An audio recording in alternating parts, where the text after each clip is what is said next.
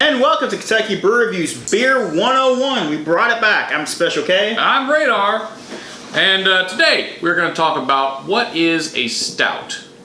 A stout is a very different thing than it used to be. Why don't you tell us a little bit about stouts? Stouts are typically darkly roasted malt beers. They're originally brewed as stronger porters. What about the history? Okay, so stouts really started out very different. Most people, when they think stout, they think of like Guinness, which is the modern Guinness. But that's not really what stouts started out as. They really started out as porters, and they were super, super heavy porters.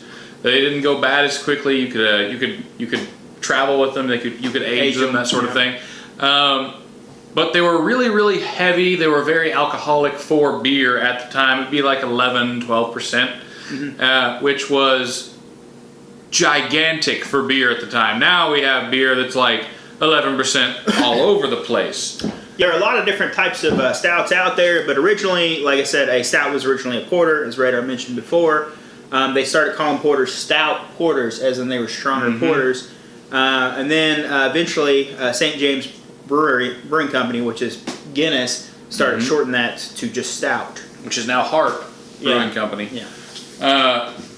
Actually, porters are interesting or stouts are interesting. I'm sorry, because they've changed so much over time. A lot of beer has remained fairly similar as it's gone through its aging process of becoming what it is now. But most porters are. Most stouts are, they're not as heavy. They're what you'd call sessionable now compared to what they used to be. Like Guinness is 5.5%. I think. Well, it's 4.2% now. 4.2%. Back then, it was closer to 8%. Yeah, it was much heavier. But we still do have very heavy modern. You know, we have some that are the Founders KBS. You know, that's 11, 12% beer. We still have bigger beers here, but the average stout here in America, your oatmeal and your milk and those guys, those are they range between 5 and 12 normally. Go ahead. So now there are different types of stouts.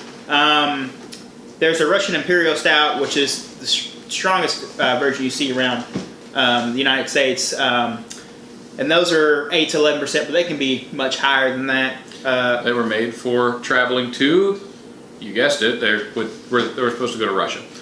The Oatmeal Stout, which is another popular brew, the oatmeal makes it kind of smooth, makes it less one note, and those range from 4 to 7%.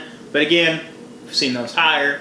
The Sweeter Milk Stout, which is probably the most popular stout, and those typically have like milk sugars in them to give it that creamy texture.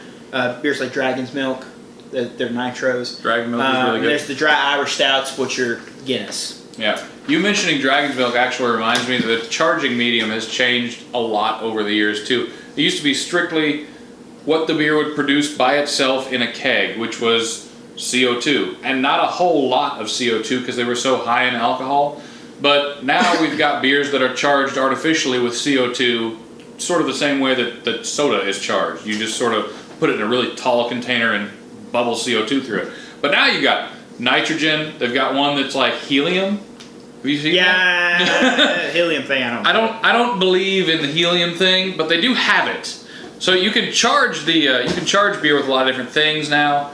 But most people, when they think of stouts, they think of Guinness, which is nitro, which is not traditional, even a little bit. It's delicious though. It is delicious. And it's still what most people think of in a beer.